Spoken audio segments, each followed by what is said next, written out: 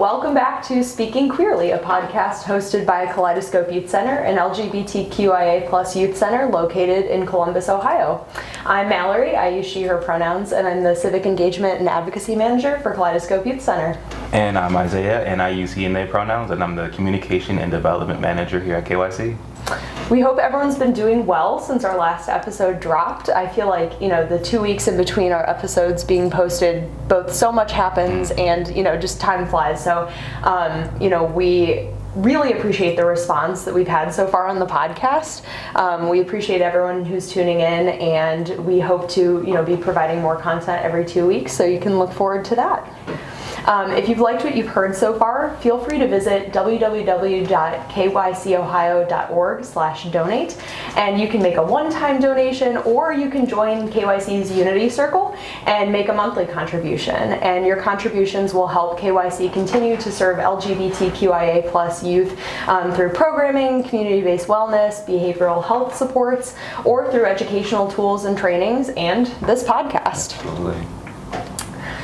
So during our last episode, we introduced you to Lisanne, who oversees our QPOC, or Queer People of Color group, among other things here at KYC.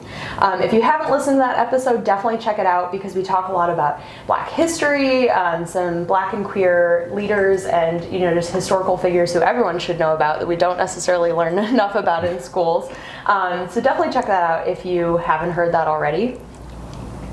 Absolutely. So today we wanted to continue to connect our listeners with our members of the KYC team, who are great resources for youth in our community. So that's why today we're going to introduce you to Rhonda Cumberbatch.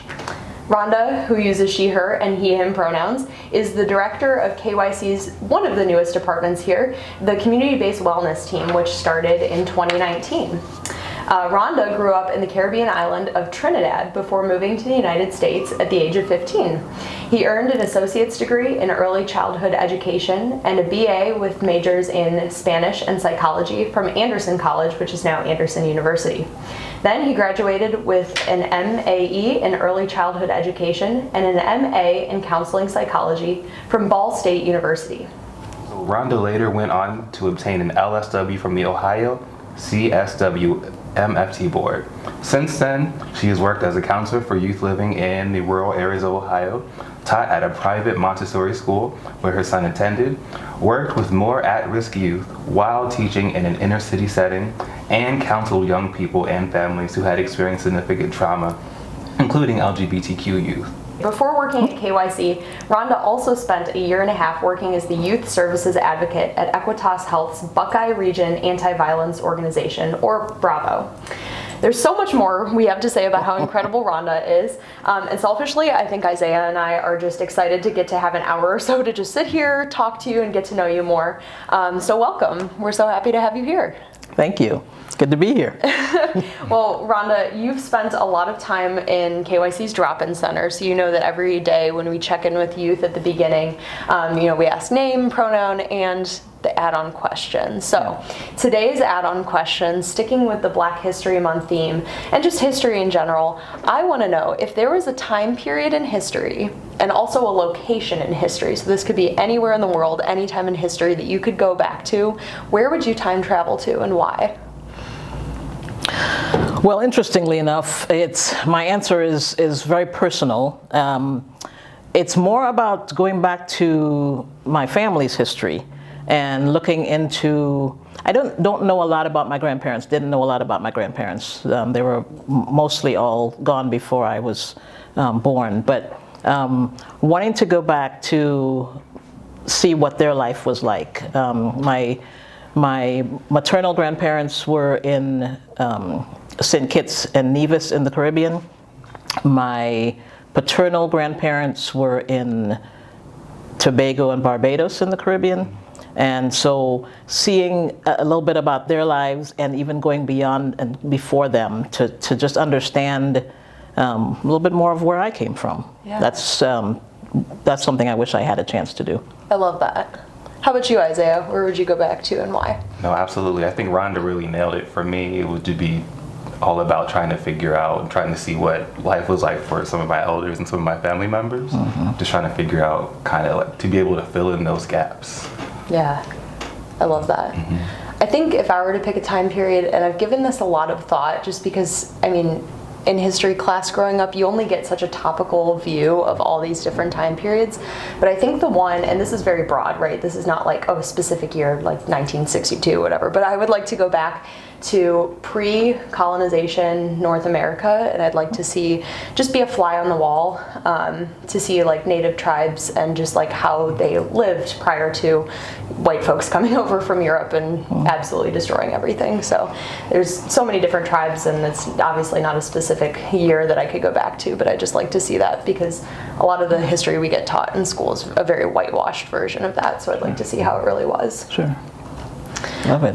Well, sticking with that theme of history, and Rhonda, you absolutely segued into this beautifully. I want to know a little bit more about your history. So we read over your bio, and you touched on your experience a little bit and just your family's history living in the Caribbean. But I want to know, what was it like growing up in Trinidad? And talk to us a little bit about like when you came to the U.S. and what that experience was like.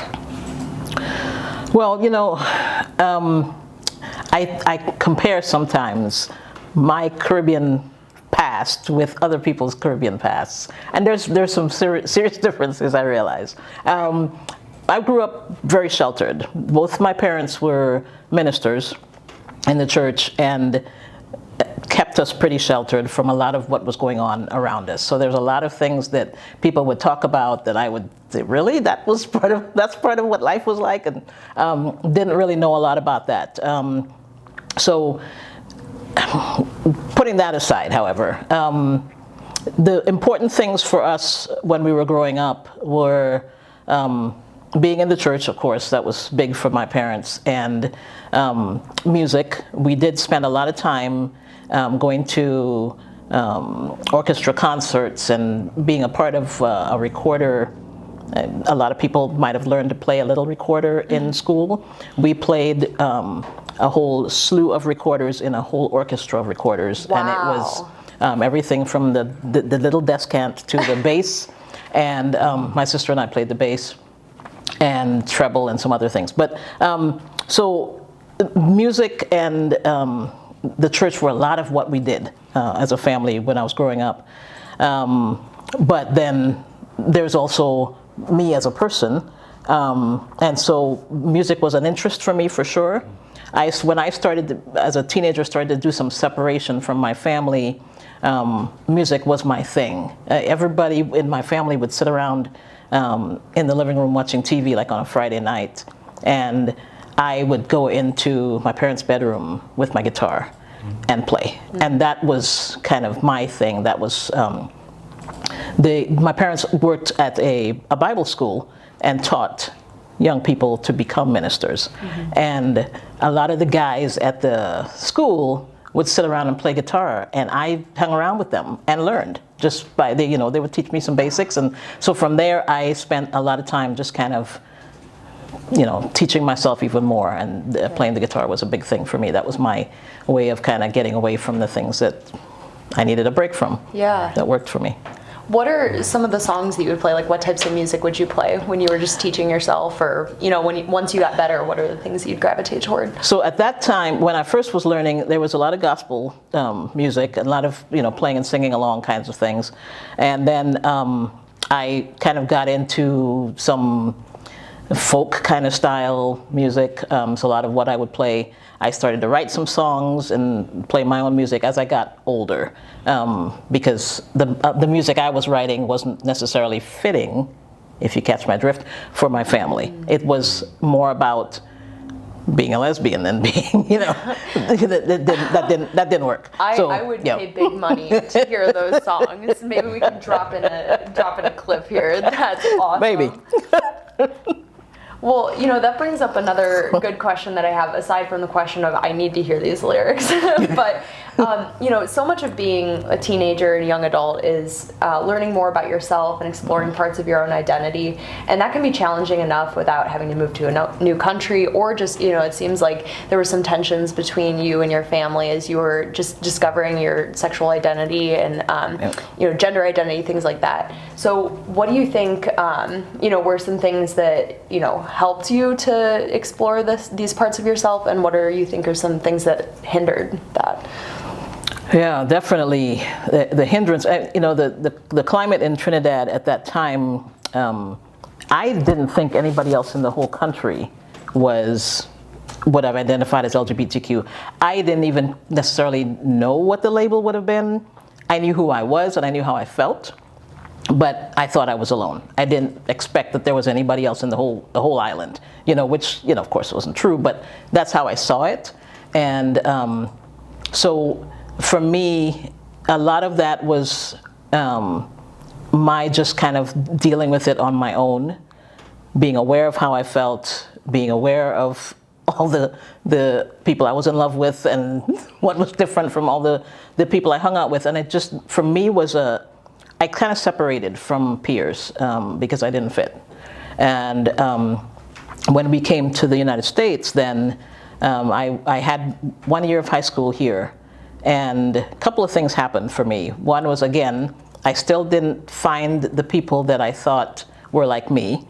But then the other piece of it for me was I realized that there's a definite segregation of white and black people, even in the lunchroom at school. And that was something I wasn't used to. Trinidad most of the people around me were black or Indian, but people of color. And so when I saw that separation, I realized where I needed to be, but it wasn't necessarily where I felt comfortable. So it was definitely a big adjustment for me.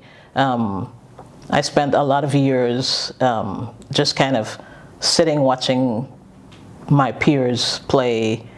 I can't think of what the card game was, but I wasn't really watching them because I didn't feel comfortable. So I just was just sitting there because that's where I was supposed to be.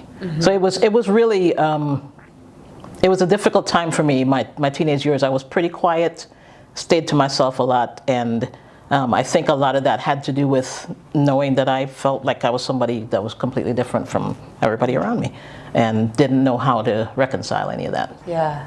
Yeah. Yeah, thank you for sharing that. Yeah. Oh, absolutely. And I remember during our last episode, we talked about intersectionality and the importance of being able to honor all the pieces and parts of our identities. Would you be able to talk to us a little bit more about how you were able to recognize and kind of bring all of those pieces of yourself together? That's an ever unfolding piece. I think as a young person, it was very difficult for me to figure out, I knew I was black. I knew where, like I said, where I thought I was supposed to be.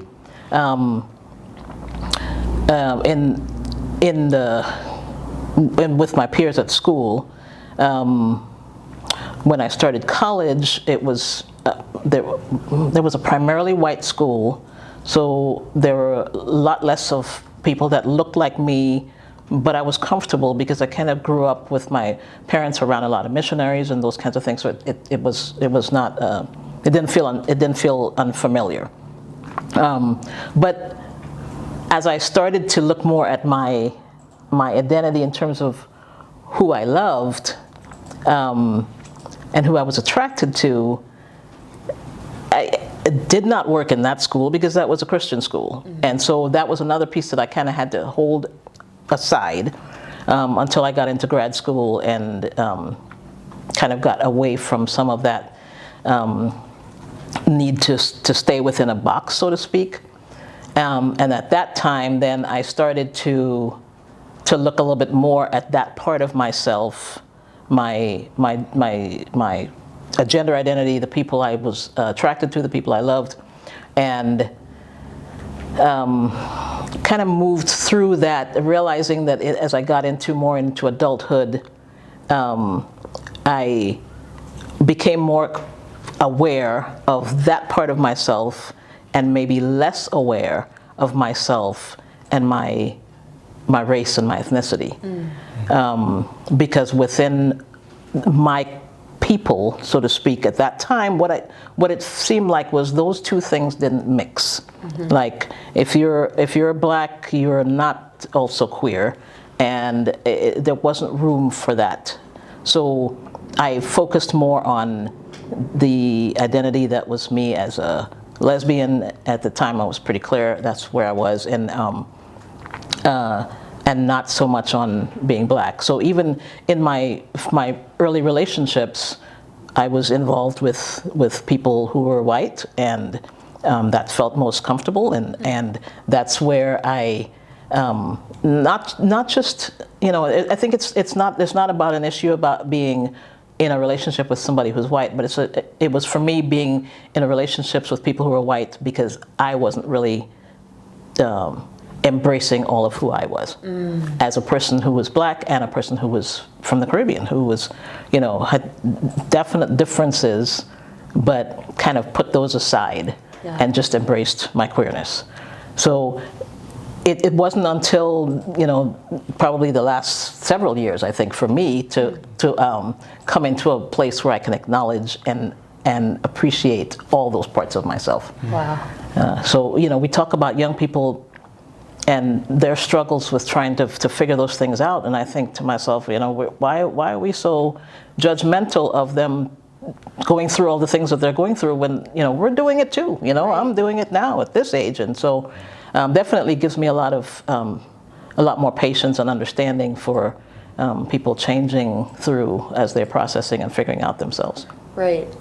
I think, yeah, that's a really great point, and I appreciate you sharing all of that. Like I said, I was just so excited to get to talk to you more and learn more about this, because, you know, a lot of times, especially politically, people expect, you know, trans youth to know definitively, like when they come out, like this is their gender identity, this is what they want to happen afterward. When they come out as queer, lesbian, gay, like whatever their identity is, there's the expectation that you have to have it all figured out. And it's okay to not have everything figured out when you're 12, when you're 22, when you're, you know, 52, when you're 62.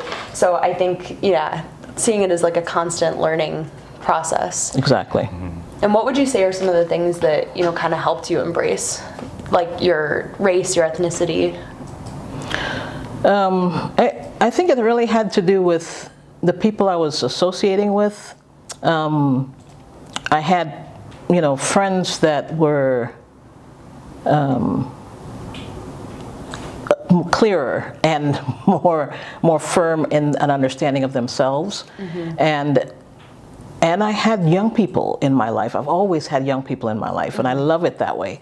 And watching how they work through the world, my son included, watching how they go through the world and are comfortable enough to figure out those things and do what they need to do, and realizing how much of myself I had kept sort of like, no, you need to be here and you need to figure it out now, and that's not really how the world works. And so having to see it in other people and see what they're doing and say, you know what, that's okay, it can be a process, and that's a big lesson for me.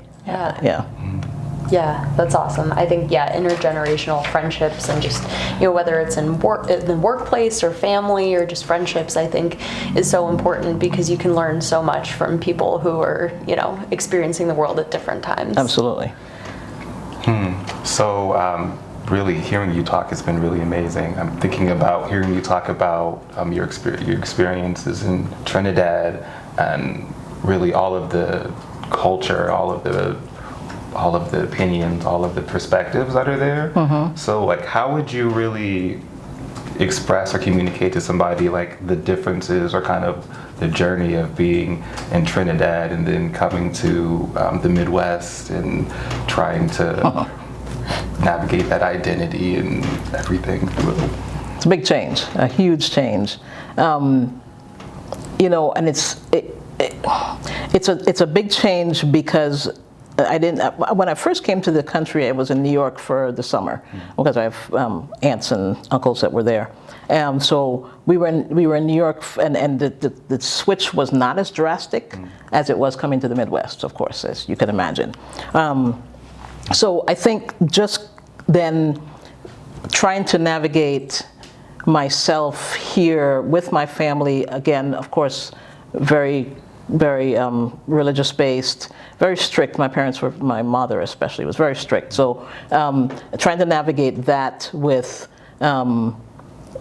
having enough freedom as I started going to college, and taking care of what I needed to do in terms of schoolwork and those kinds of things, and making friends, and trying to balance all those pieces. It was tricky. It was tricky because I was young still, and I had my parents' support. Actually, they were here for a couple years, and then they went back to Trinidad. My sister and I stayed for school. So then once they left, it was more about then being able to have a little bit more freedom and explore for myself. And I think that's when I was able to explore more of my sexuality, my gender, those kinds of things at that point, because my mom was pretty watchful while she was here. So that gave me a little bit more freedom to kind of, explore who I was and how I felt and move through that. Yeah, for sure.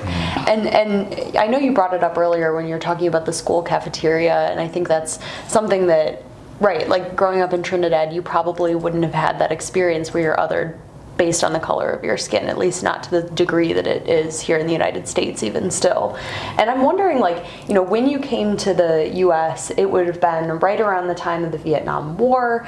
The civil rights movement would have just been wrapping up, in the decade before. The Black Power revolution, Black Power movement would have happening at the same time, just about in Trinidad as well. How much of these major political and cultural revolutions were you aware of growing up, and especially coming to the United States? How much of that were you aware of? I wasn't aware of a lot that was going on. I think, like I said, my parents kept us pretty sheltered, and a lot of my parents' connections were within a very white-based church. So there was a lot that I didn't quite get, I think. One of the things that I was aware of, as I was, and I think about it more now. I was aware of it then, but I don't think it registered for me, was that even in Trinidad, even though a majority of the population is people of color, there still were prejudices against people of darker skin. And so some of those things were still an issue even there, which is, you would think, well, surely that's not going to be a big thing. It's like, mostly all people of color.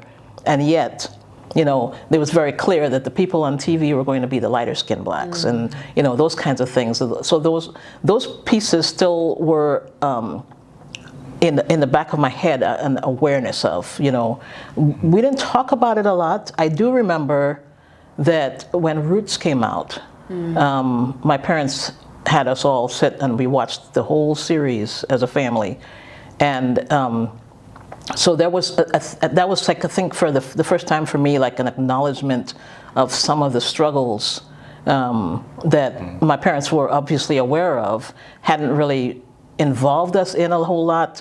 But then we got to have discussions after watching that whole series, and that was some intensity there to understand. It seems to me we were probably in the United States when we watched it. I might be wrong about the timing of that, but so as a teenager watching these stories and seeing what life was like for our ancestors, and trying to be aware of how that's affecting where we are now, was really very intense for me. It was an understanding that I hadn't had before. Wow. Yeah. So one of the things that I'm thinking about that was I think a realization of some of what was going on in the country here that I don't remember dealing with, that I didn't deal with when I was in Trinidad, was blatant racism, and that came up when I was in college, and I went into a grocery store like I often did, and I was buying some things, putting them in my cart, and somebody from the store came to me and said, we need to have you come with us to the back of the store. And I didn't know what was going on, but I was young at the time. But I went back, and they said they needed me to open my coat. Being from the Caribbean, the cold weather was cold to me, so I had a really thick, bulky coat. So I opened my coat, and they said, okay, it looks like you're fine. Somebody had told us that they saw you put a can of something in your coat that you were taking. And that was my first experience with this, with being treated like I was less than because of the way that I looked. And I was very clear that that's what it was about at the time. And but it was definitely something that I hadn't experienced before. And so it had me shaken. It had me shaken for quite some time after that. To this day, I am very careful when I walk into a store about what I'm doing with my hands, my pockets, or anything. It's affected me from the time I was probably 18 or something then to now. And it's still something that I'm very, very cautious about, because I realize that people view you the way they view you, and it doesn't matter who you are as a person. If they see you a certain way, that's how you're treated. And so I think a lot of that, we talk about a lot of what was going on at the time in terms of the political climate and the social climate, and a lot of it was kind of out there to me. It wasn't a part of my life, but when I came to Indiana, to the Midwest, it was definitely that experience. Like, oh wow, this is what they're talking about. Mm-hmm. This is me experiencing it in a whole different way. So it was definitely a wake-up call for me at that point. Wow. I'm not sure if I totally answered your question. Yeah, no, you definitely did. I think, just talking about like the just culture shifts that you would have gone through, just adding on to the just myriad of things you must have been experiencing as you came here, to then have that kind of history lesson on top of it, right, too. I'm sure compounded all of the things that you were experiencing as you're figuring out yourself and your identity. Exactly. That's really interesting. Thank you. Sure. Well, let's shift gears a little bit, and I want to talk about kind of what you're doing now. You're, as we mentioned at the top, you're the director of KYC's community-based wellness team, which is one of the newest branches of our organization. So tell us a little bit more about your team and the resources that you all provide. Very good. We have an awesome team. The whole of KYC is an awesome team, but I want to shout out my own team.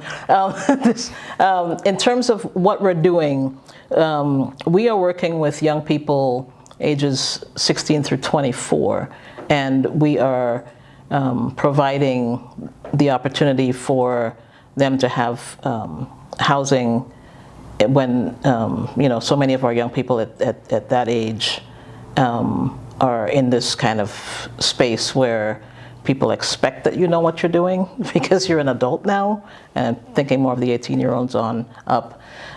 You're an adult, but yet you're not really, nobody's really given you the skills for that part of life, and there's an expectation that you have them, but you don't.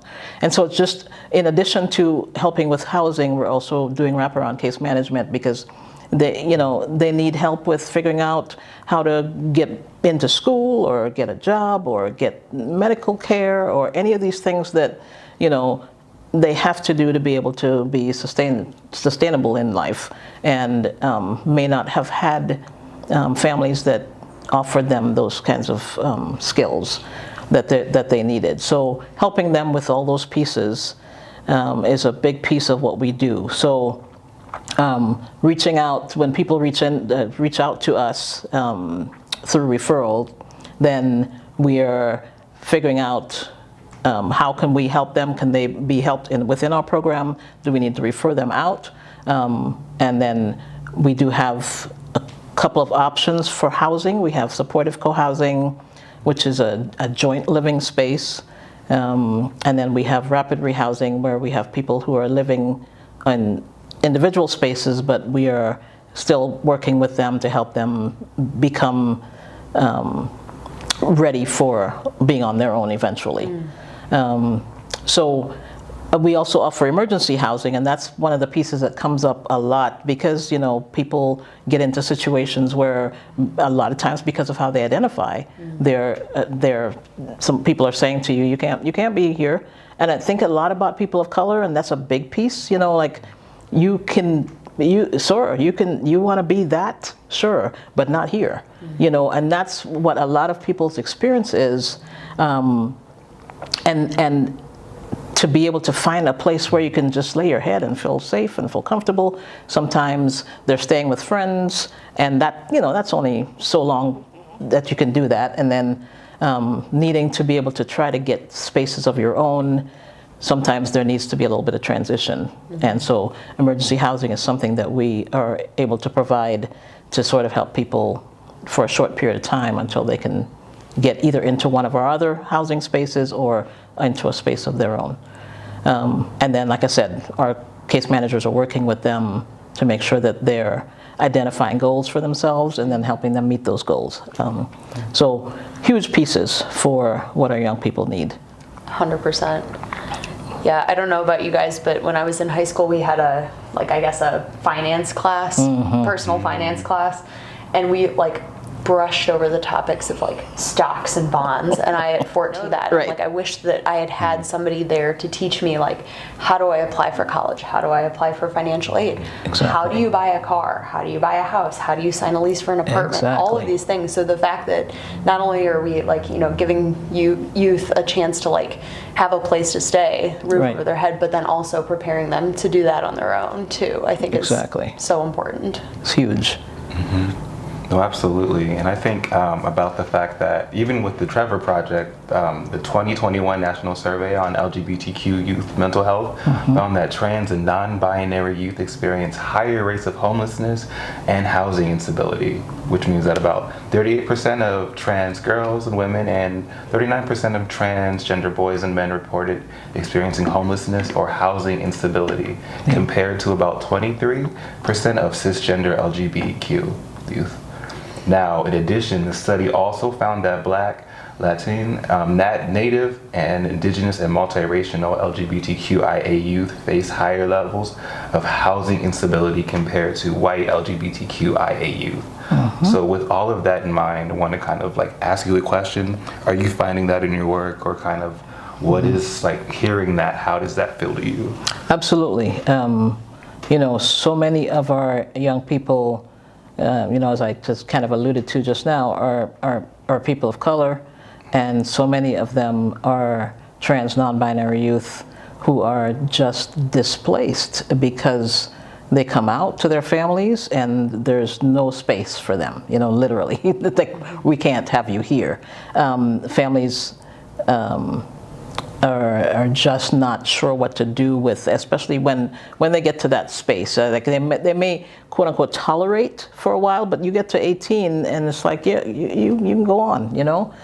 It's kind of the experience for a lot of these young people. So some of them, either because their families have said no, you can't be here, or because they just don't feel like they can be themselves and be at home, and are then maybe moving out on their own, either on the streets or they're staying with friends. And so some of those are the people that are reaching out to us and are in need of a space to be.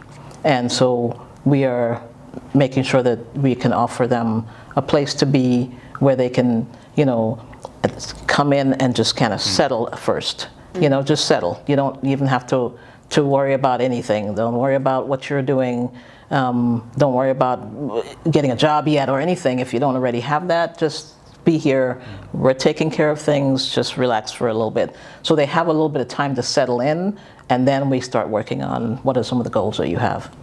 So you can probably imagine coming out of a place where you're just not even sure that you have a steady place to lay your head every night, and then to be able to know that, these people say they got me, so I'm going to try this, and then moving from that to being able to sustain yourself eventually is a huge process. So yeah, a lot of our young people do fit those demographics and are the ones that we're finding that are the most in need of that kind of support. Yeah. Would you say that your experiences growing up and coming to the U.S. as an immigrant and kind of having to find your home again here in the U.S., like, obviously it's a different experience, but the concept of like needing to find home again, like, do you think that impacts the work that you do day to day? Absolutely. I've had conversations with, some of our young people as they're trying to figure out and deal with the struggles that they're having with family, wanting family to accept them, and yet realizing that, this is not happening.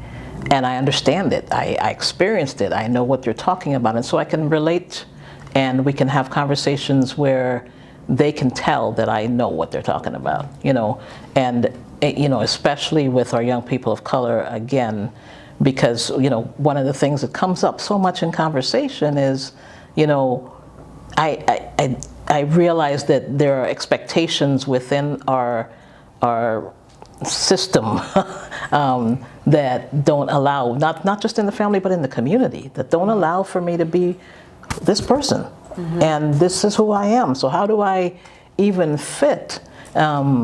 And so to be able to speak with those young people and let them know that I get it, I understand, I know it's difficult, and try to figure out ways that they can at least be okay with themselves. And of course, having a supportive community like ours here is huge. Yeah. Yeah. Yeah, it's one of those things I'm like, I hate that you have this thing to relate to, because in a perfect world, this problem wouldn't even exist, and you wouldn't, in a perfect world, your position wouldn't have to exist, right? Because those supports would be there. Young people would be guaranteed to be accepted no matter where they are in the world, who they are, where they are in life. But it's really incredible that you're able to be there as as a resource and just someone to look up to for young people. Thank you.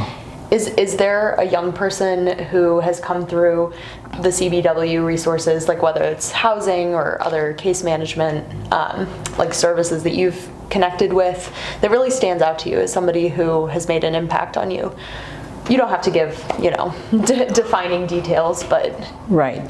Yeah, without, being too personal with it, several of our young people, I think one of the things that has been very exciting to me in this work is, again, identifying, especially with our people of color, our young people of color, because, when I first was starting this job and somebody referred to me as an elder, and I thought, me? No, that's not me. But I since then have settled into that position, that role, because I've realized that it is important for our young people to see their elders as doing some of the same things that, having lived through some of the same things they're living through, and they're okay. They've come out okay. So, we have a couple of our young people who started in this program when this program started, and have just recently graduated. We kind of think of it as about a 2-year program. It took a lot longer because of COVID. Things kind of got held back.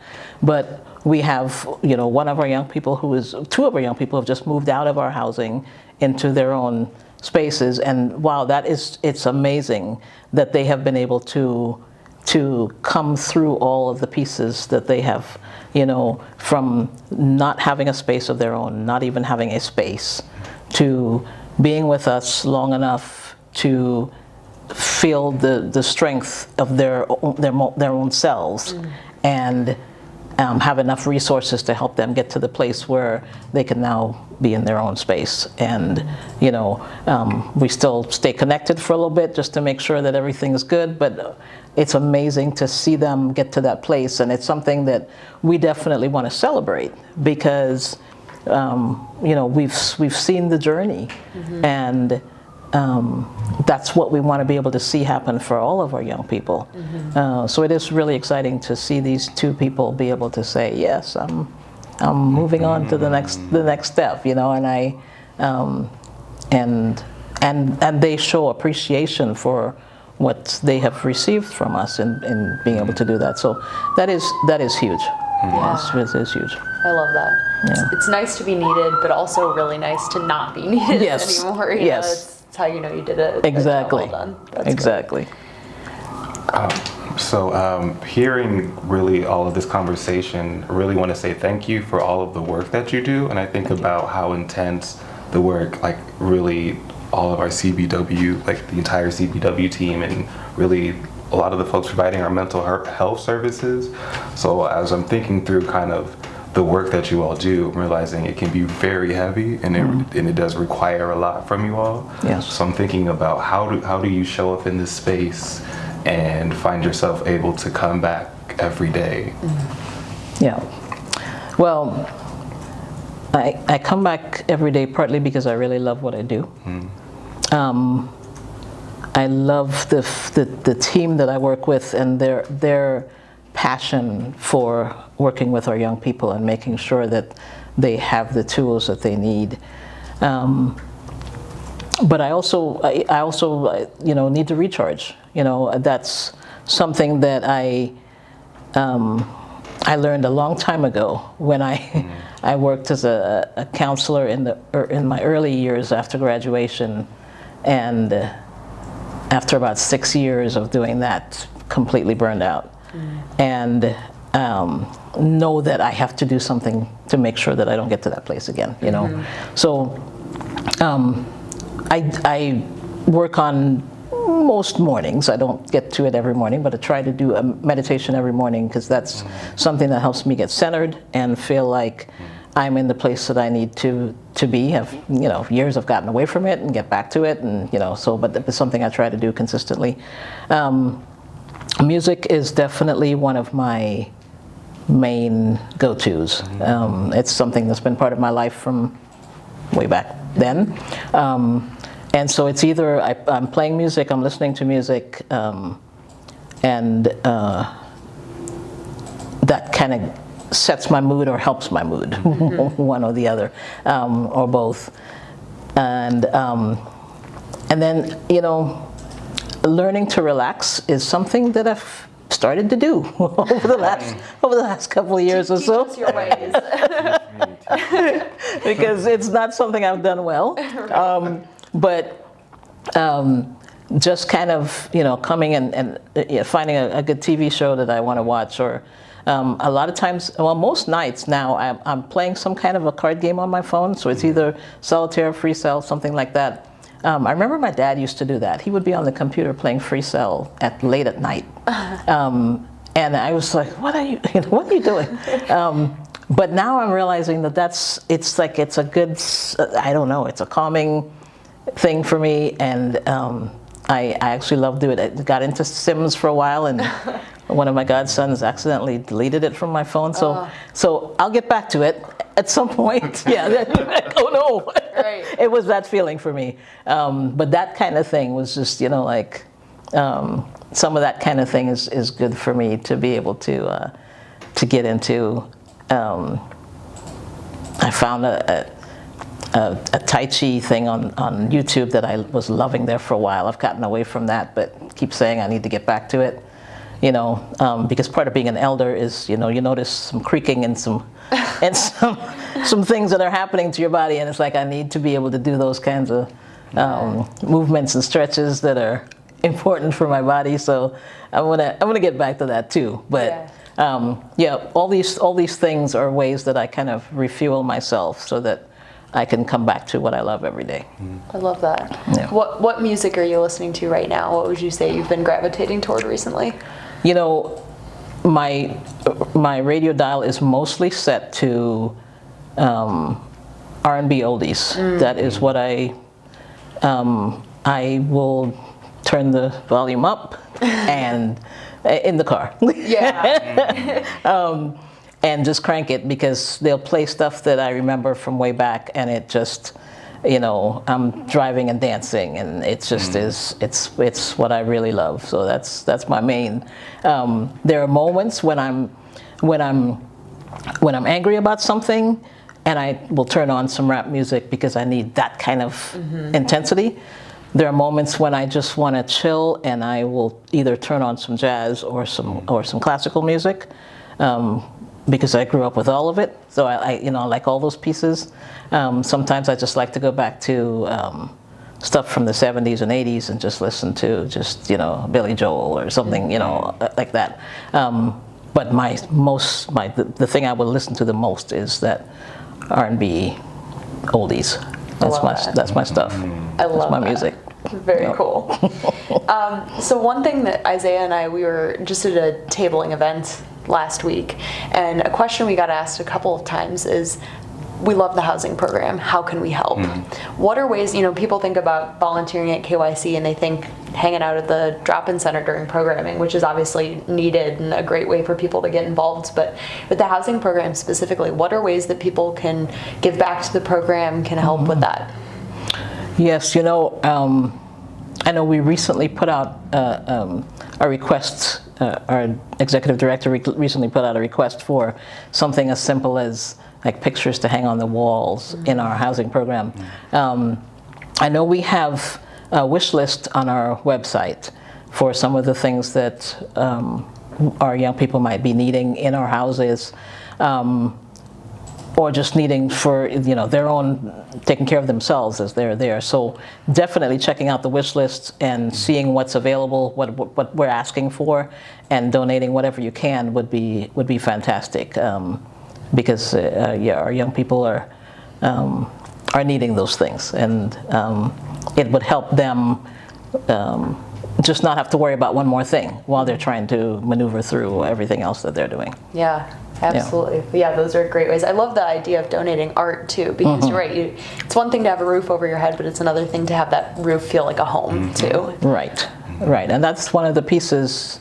We partner with a young person in the community who has a couple of homes that we're using for our supportive co-housing, and that's something that he's talked about. That's really important, is having young people have not just a space, but a space that feels good to them and it feels comfortable, and that is huge.